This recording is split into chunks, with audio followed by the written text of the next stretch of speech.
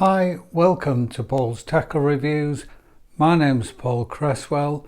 The purpose of this YouTube channel is to give you some real life reviews of tackle that's been out on the bank, tried and tested by an unbiased, unsponsored angler, and that's me. As I say with all of my videos, just because something works for me doesn't mean it's going to work for you, but I'll give you all the information so you can make your own mind up and make your own decision. So I haven't done a video for a few weeks and I've been having a problem with memory on my iPad, and I'm pleased to say I've got a new iPad now with a massive memory, so that will help. And I've also invested in a camera.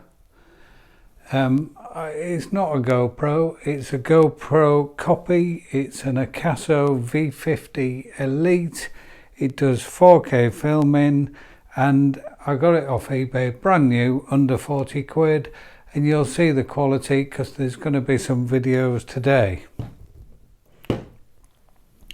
Today we're looking at the Drennan Acolyte Carp Waggler 11ft rod. Now, Drennan to me have always produced well thought out, really good quality products, and they don't change their stuff every 3-4 years. I think their Series 7 was 10 plus years. They launch good quality products at good prices. There is really good availability. Even during COVID times, a lot of shops have got Drennan accounts, and the way they do it with their shops means smaller shops can be competitive with the bigger shops. So hopefully you can put some money into your local tackle shop if you buy Drennan products as well.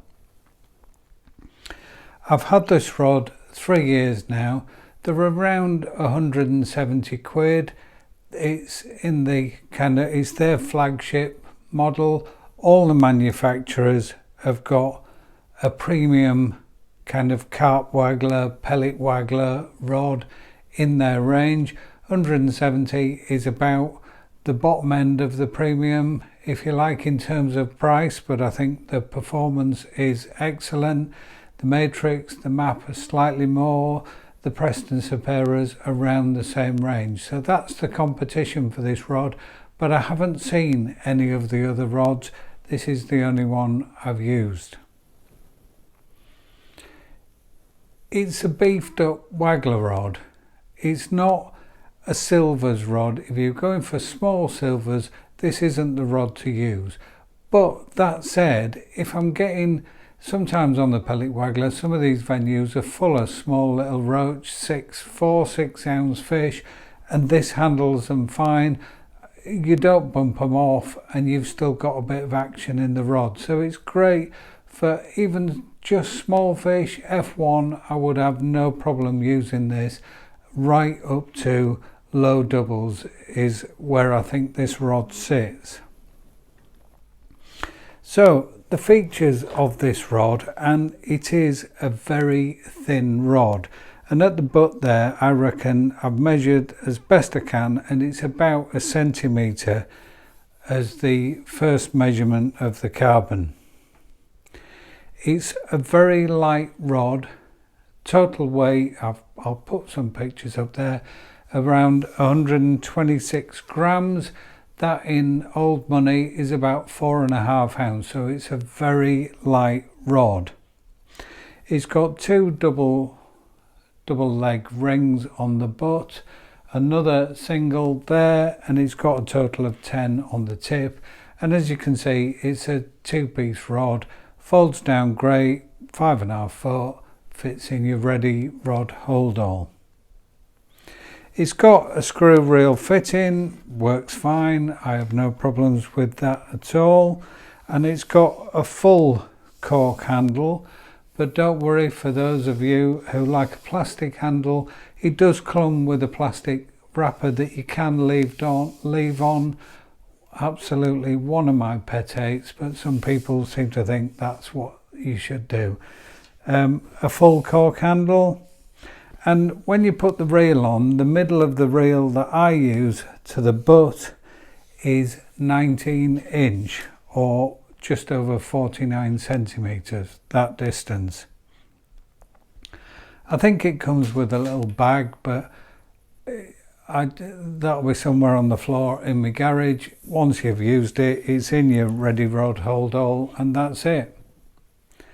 So what's my views on this rod? It is a great playing action, and we're going to show a video shortly. Parabolic action. One thing I really noticed when I got this rod was how much better my casting was, and that's because it has a little bit more stiffness than my previous rod, but it's also a little crisper. So when you cast, it recovers almost straight away. There isn't any kind of wobble, so accuracy of casting really improved with this rod.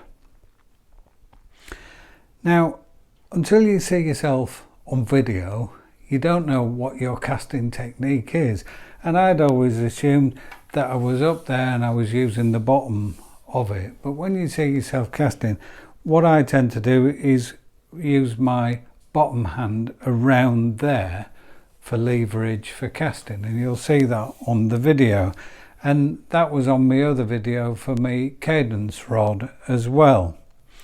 So you could say the handle is a little bit long on that because my elbow goes to there.